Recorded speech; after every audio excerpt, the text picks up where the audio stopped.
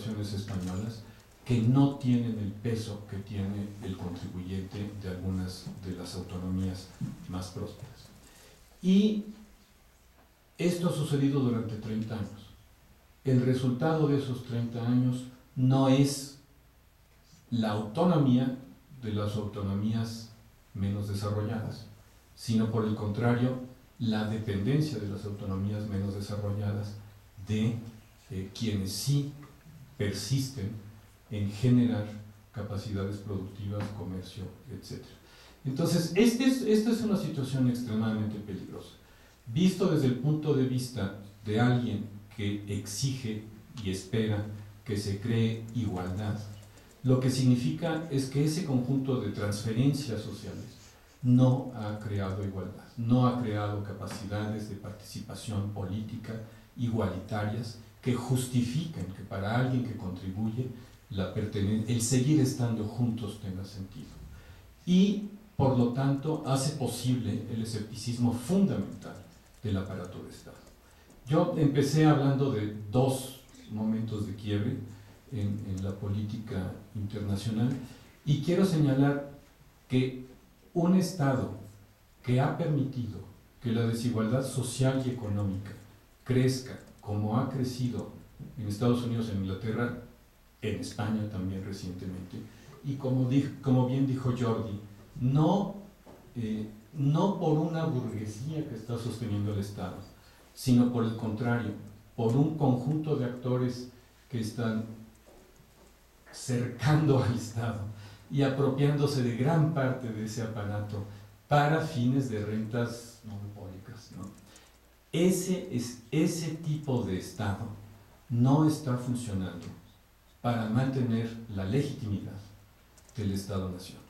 Entonces, ¿qué puede oponer el Estado Central Español a las ansias independentistas de quienes sí están buscando reafirmar su identidad, mantener su identidad, desarrollar su cultura, pero sobre todo que están buscando un pacto político igualitario y efectivo? Es decir, un pacto político que demuestre que el dinero que se va sirve para cambiar las cosas y apoya a quienes necesitan mejorar, mejorando realmente su vida y su capacidad productiva. Realmente allí no está demostrando el Estado español que es capaz de hacer eso, y ante esa incapacidad, y esto no sucede nada más en España, entonces se fortalece la posición de los grupos independentistas. Por lo tanto, creo que se está llegando a un punto de quiebre en donde este permiso de desigualdad, este favorecimiento de la desigualdad que se ha cocinado durante 30 años, puede, desde una perspectiva totalmente distinta que la que veíamos hace 30 años cuando hablábamos de globalización y las autonomías regionales, desde una perspectiva totalmente distinta, a través de la desigualdad, destruir la viabilidad del Estado de Nación si no se toman medidas drásticas de reforma. Muchas gracias.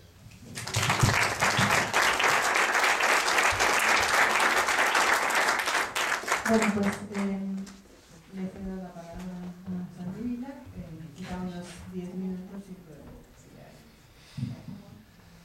Pues muchas gracias y absolutamente, iba a decir estimulado, pero no es la palabra estimulado, es desbordado por las muchísimas consideraciones muy interesantes de los que me acompañan aquí en la mesa, que procuraré no responder, sino complementar o añadir algún elemento de reflexión, ¿no? Empezando por el final, profesor Escobar, hay coincidencia total en su planteamiento. Yo solo pondría sobre la mesa dos elementos, ¿no? Salimos de la recesión económica, una recesión económica que efectivamente ha sido letal desde el punto de vista de su capacidad de destruir empleo. Empezamos una tímida recuperación económica y surge una pregunta. ¿Qué ocurre cuando una sociedad es capaz de crecer económicamente y al mismo tiempo acrecentar sus desigualdades sociales? Esto lo ha planteado el profesor Piketty en París, en un estudio reciente, que en estos momentos estamos todos discutiendo, polemizando hasta su alcance, etc., pero que nos interroga muy seriamente, ¿no? ¿Qué pasa cuando crecimiento económico es compatible con crecimiento de las desigualdades. Si crecían las desigualdades, como efectivamente crecían las desigualdades en España, también en Cataluña, y lo podíamos justificar por un contexto de recesión, era más o menos sostenible. Había que confiar en la recuperación de la economía. ¿Qué pasa cuando constatas que el crecimiento económico es compatible con el crecimiento de las desigualdades? Hay un problema. Y la principal víctima ante una circunstancia como esta es la democracia. La crisis de legitimidad de la democracia, porque es incapaz de transferir rentas de forma que garantice efectivamente la equidad, la igualdad, la justicia. Segunda consideración, en el debate sobre el modelo fiscal que debía prevalecer en Cataluña y el pacto fiscal, el posible pacto fiscal o concierto fiscal que se debía tomar entre Cataluña y el conjunto del Estado hace nada, esto es un debate que ha durado algunos años, pero que hace apenas 2 años afloró con una virulencia muy fuerte. Había un principio fundamental, el principio de ordinalidad. Después de ejercer la solidaridad, una comunidad autónoma netamente contribuyente no puede quedar por debajo que la comunidad que recibe esta renta. Esta obviedad, ¿no?, protegida en algunos estados de Europa, en España ha sido imposible nunca de conservar. ¿Cómo puede ser que después de ejercer la solidaridad fiscal que pactemos, en la que estamos absolutamente comprometidos y dispuestos a seguir, cómo puede ser que después de ejercer esta solidaridad nuestra posición relativa quede por debajo de la comunidad autónoma dependiente de este subsidio finalmente cronificado y que no tiene ninguna componente de progreso, ¿no? Este es un problema estructural del modelo fiscal y de reequilibrio de rentas en España, que sin ningún tipo de duda pues está sobre la mesa agriamente. Consideraciones de tipo más político, más histórico, que se han hecho, que encuentro también muy interesantes, ¿no? Muy incluso provocativas en algún caso, ¿no? Yo creo que están chocando en estos momentos claramente dos culturas políticas. Una cultura política mayoritaria en España de base idealista, Don Quijote, si quieren ustedes, y una cultura política que históricamente había sido pragmática, fenicia, pactista, negociadora, Sancho Panza, que era la cultura política del catalanismo. Históricamente el catalanismo político, si era alguna cosa, era pactista. Hoy podríamos acreditar una larga tradición medieval de pactismo político entre las burguesías y la corona, entre las cortes y el rey, y finalmente en los años 70 del siglo pasado entre los diversos sectores políticos, la corona y los instrumentos del Estado predemocrático o franquista. Fíjense ustedes que en estos momentos tenemos igualmente mayoritaria en España una cultura política de base idealista. Magdalena Álvarez, ministra del PSOE, ministra de Fomento, de mi ramo, afirmó acosada en las Cortes: antes rota que torcida. Que era andaluza. Antes rota que torcida. En definitiva, la exhibición del idealismo llevado al extremo. Estoy tan convencida de que mi posición es la correcta que no admito transacción. ¿Qué ha pasado aquí? Que en estos momentos en Cataluña seguramente la cultura política mayoritaria ha dejado de ser fenicia y se ha convertido en idealista. Dice, no admitimos tampoco más transacción porque estamos exhaustos. Fíjense que esto tiene que ver con lo que hablábamos me interpelaba el profesor Aziz cuando me decía, bueno, proyecto, futuro, ¿no? Bueno, ¿cómo acreditáis esto que el Estado os juega a la contra? ¿No será un tópico? ¿Esto es una palabra, una frase, una afirmación fácil, ¿no?, propia de la política? Bueno, yo, desde el punto de vista sectorial, soy conseller y sería secretario, ¿no?, de las políticas de infraestructuras en Cataluña, de urbanismo, de ordenación del territorio, etcétera, etcétera.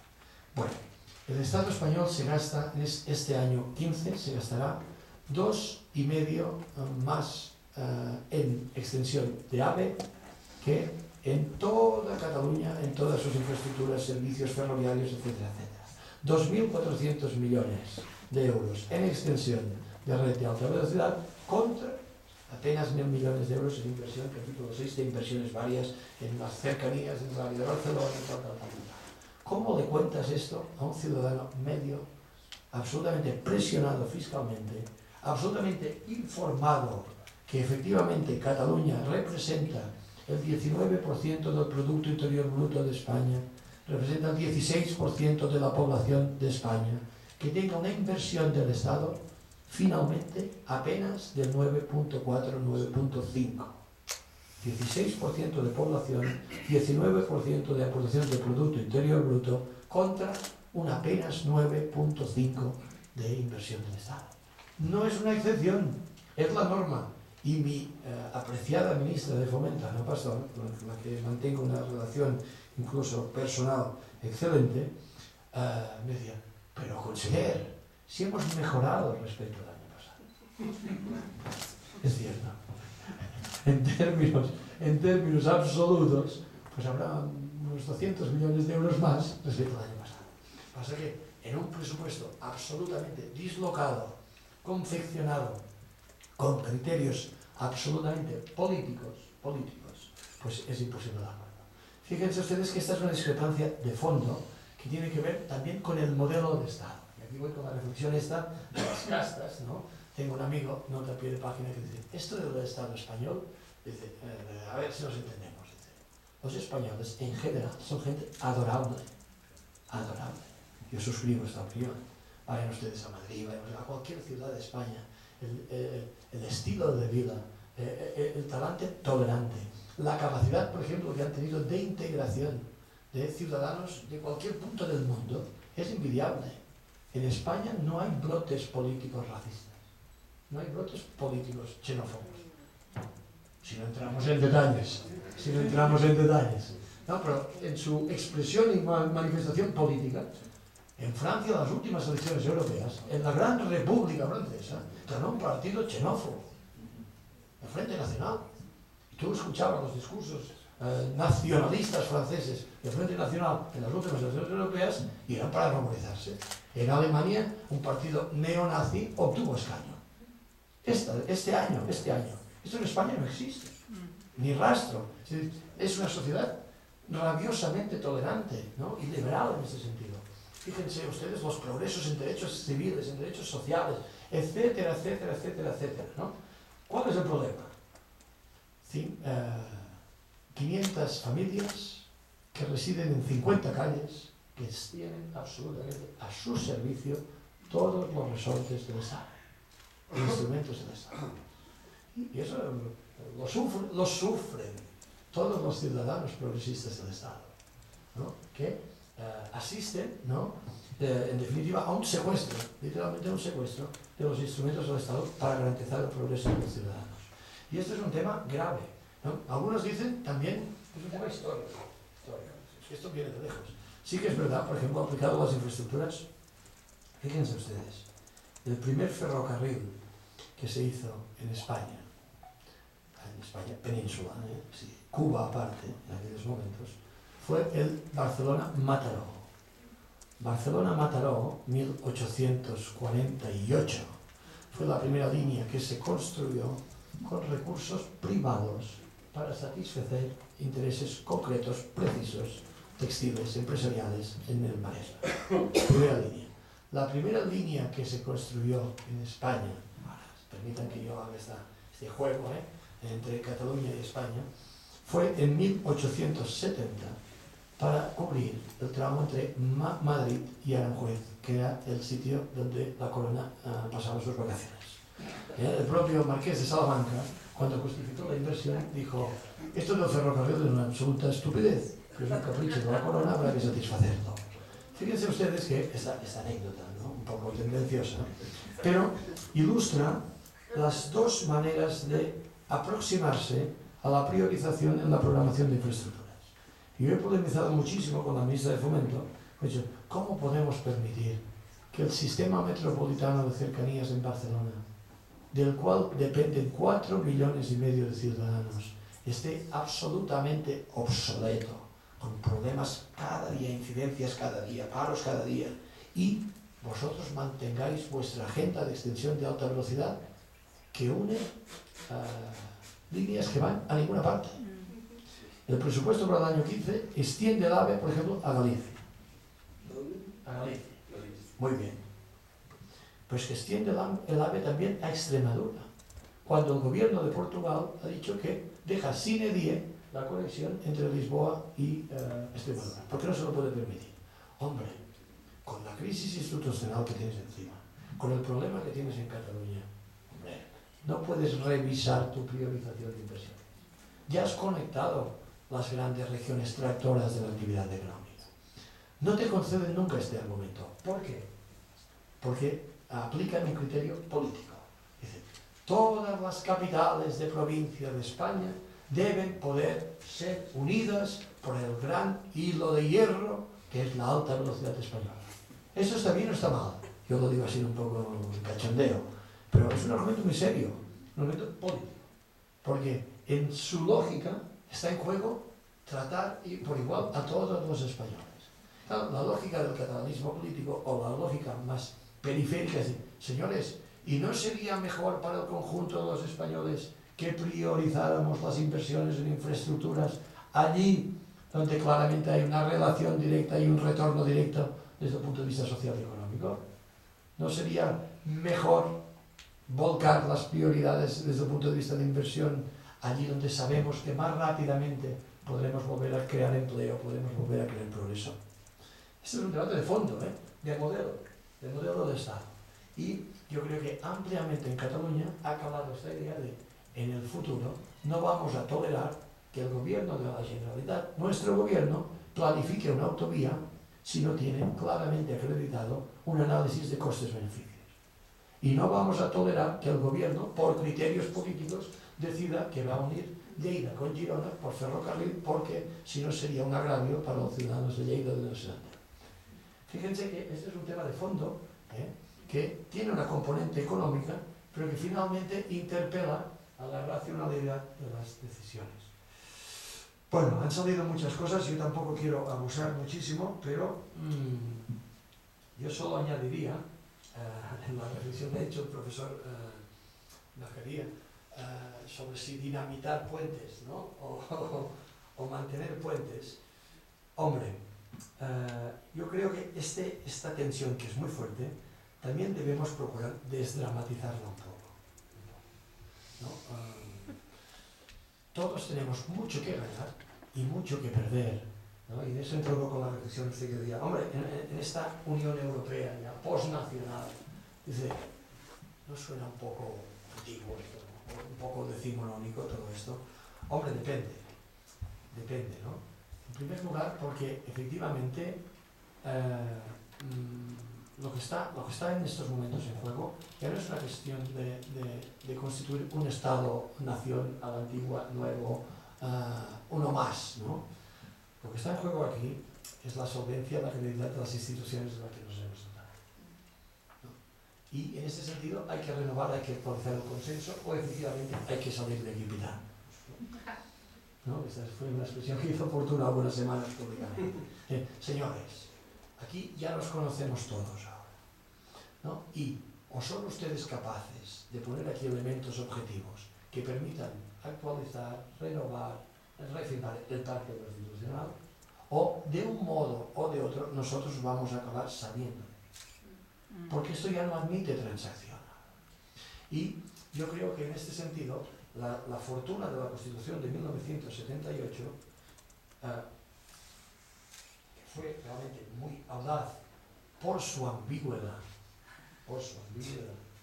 en estos momentos está votada. Y no la sociedad en general, también la sociedad que vota Podemos, pero la sociedad que vota Podemos en el conjunto de España y la sociedad que vota independentista en Cataluña ha dicho, basta ya de ambigüedad.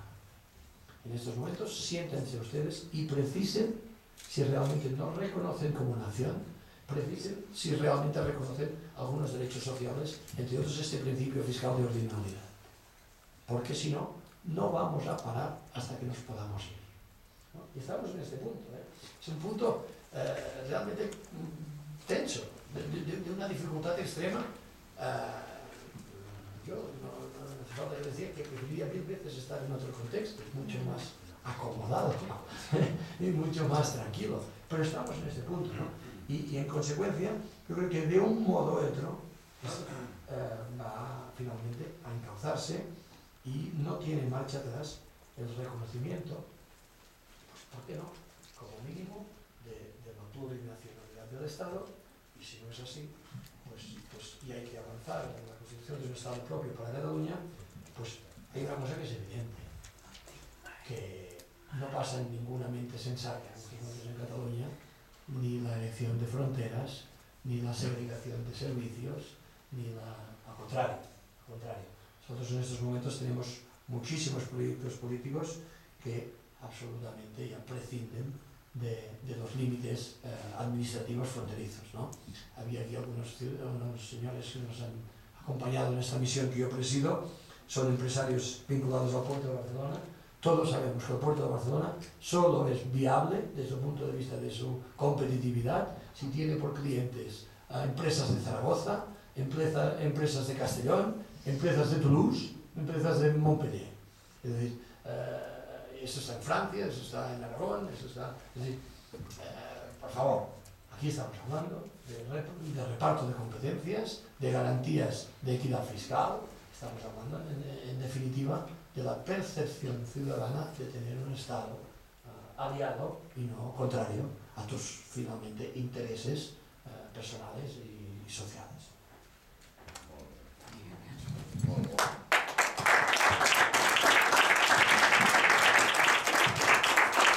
Bueno, no sé si alguno de ustedes quiera comentar algo más o alguien del público quiere hacer una reflexión, pregunta. ¿Cuántos votan por el sí? A ver si podemos pasar el micrófono, es para que se grabe. Hola, buenas tardes.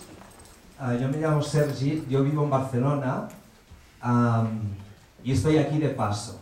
Y he venido aquí porque me gustaría dar un granito de arena a todo esto que se ha hablado aquí, porque este proceso arranca realmente desde abajo, desde la sociedad civil, y es gracias a una resolución que se hizo en el año 2010 del Estatuto de Cataluña que propulsó Pasqual Maragall, y a partir de esa negativa en la sociedad civil empezó a realmente moverse desde abajo. Entonces, es un fenómeno nuevo porque somos la gente de abajo los que estamos arrastrando a los políticos, y esto realmente es apasionante vivirlo. Por eso estoy aquí, porque yo llegué el sábado a Ciudad de México, y al ver que se hablaba del proceso, yo estoy absolutamente enganchado y comprometido con este proceso, como tantos miles y miles y miles de catalanes que estamos viendo esto como un momento realmente histórico. Yo aconsellé, ahora cuando decía qué pena que me ha tocado vivir esto, yo lo vivo al revés. Yo digo, qué suerte que le haya tocado vivir este momento realmente histórico. Yo creo que esto es imparable. Yo no sé cómo va a acabar. Tiene que acabar bien por narices, porque el pueblo está ilusionado. Que esto no se ha hablado aquí de ilusión. Y es que tenemos la ilusión de construir algo nuevo entre todos. Y cuando decimos entre todos, es la transversalidad de este proceso. Desde los que somos hijos de inmigrantes, como yo, desde los que son inmigrantes recientes, que vienen de otros pueblos de España, de otros pueblos de Europa.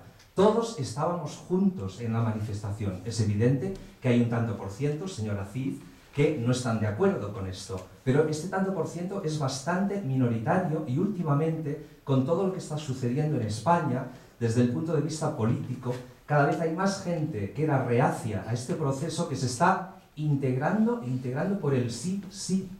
Y esta transversalidad está teñida de ilusión, señores. O sea, tenemos ilusión por hacer algo nuevo. Y esa ilusión, nosotros vamos a pelear por ella. O sea, el pueblo, la gente, la sociedad civil no se va a echar atrás. Es evidente que el tema de Europa preocupa. Nos dicen, es que van a salir de Europa, es que todos son negativas, ustedes van a... La respuesta de España es un no continuo. No pueden hacer esto, no van a hacer aquello, no van a hacer... Yo creo que cuanto más nos dicen, más gente arrastramos con la ilusión hacia el sí.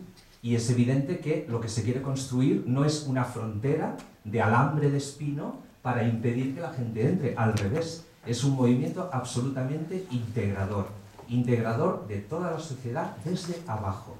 Yo creo que es la gran novedad de este proceso respecto a otros procesos políticos como el canadiense o como el escocés, que están vinculados a un partido. Y aquí no hay una vinculación de un partido, sino que los partidos han tenido que ponerse de acuerdo entre sí, ideologías muy dispares, para responder a la voluntad de un pueblo. Y esta es mi idea del proceso.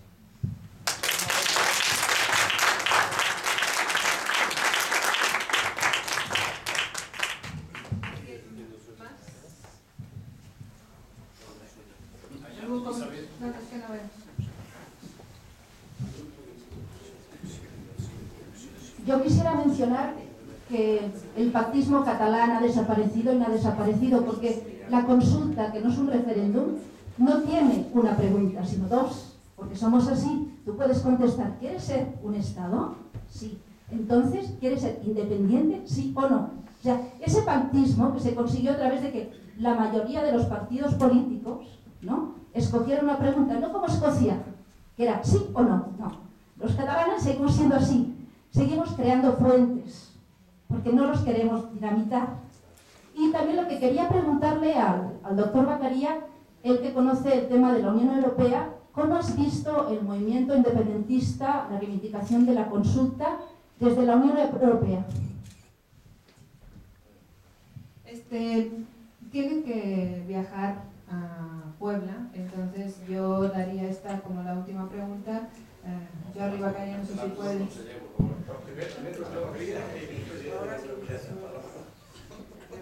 Bueno, la Unión Europea es ante todo unión de estados.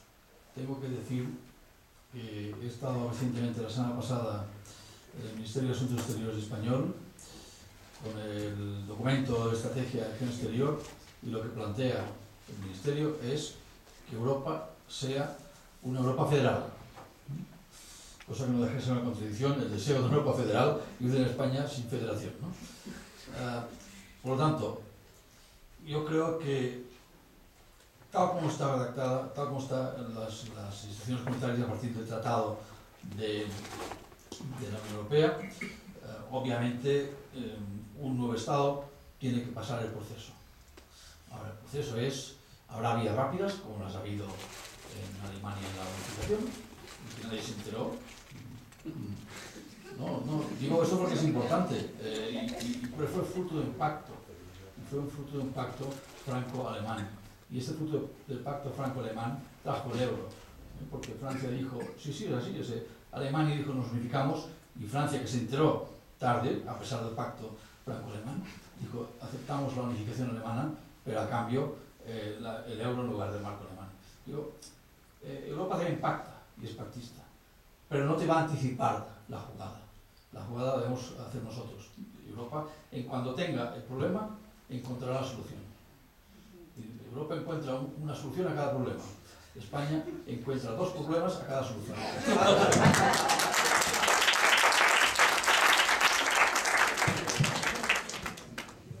Pues muchísimas gracias a todos por asistir, gracias a los participantes. ¿Quiénes? Perdón.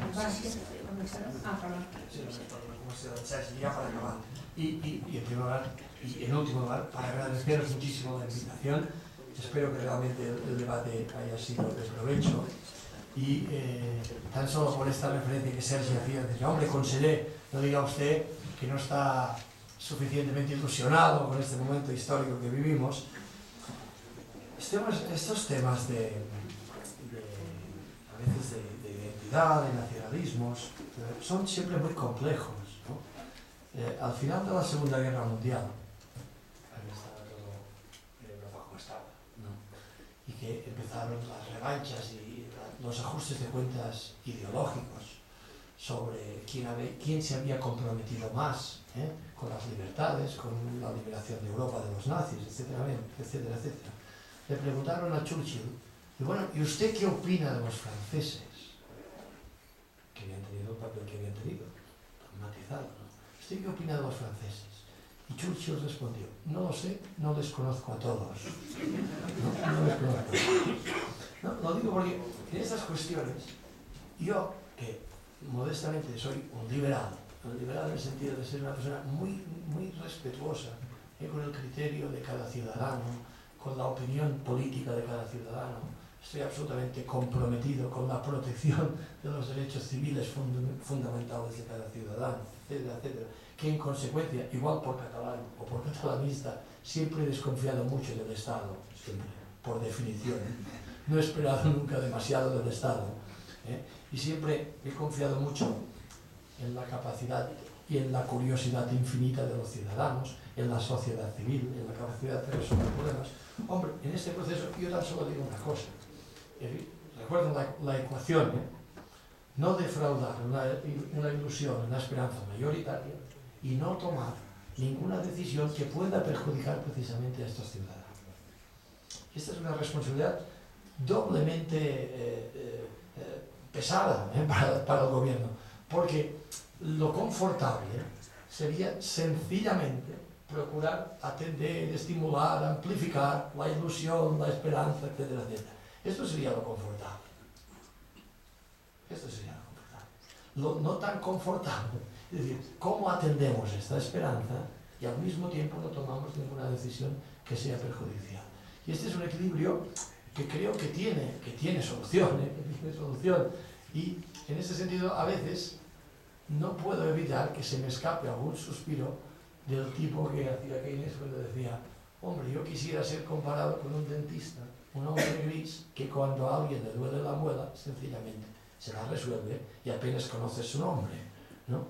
En ese sentido, algún día en una sociedad pues, en que las cosas funcionan, el político vuelve a ser no un líder carismático que tanto nos ha hecho llorar, ¿no? En todas partes, sino un político discreto que identifica un problema y le da respuesta, ¿no?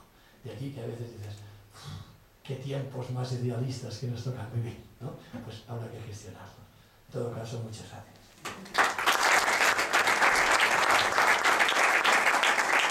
Bueno, pues muchas gracias a todos, muchas gracias a los ponentes, muchas gracias a los comentaristas. Tenemos como buen evento académico la constancia pertinente.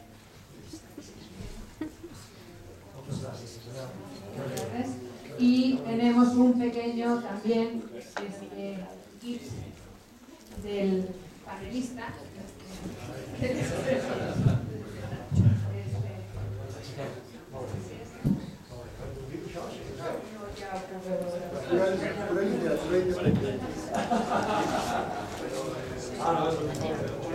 Exacto.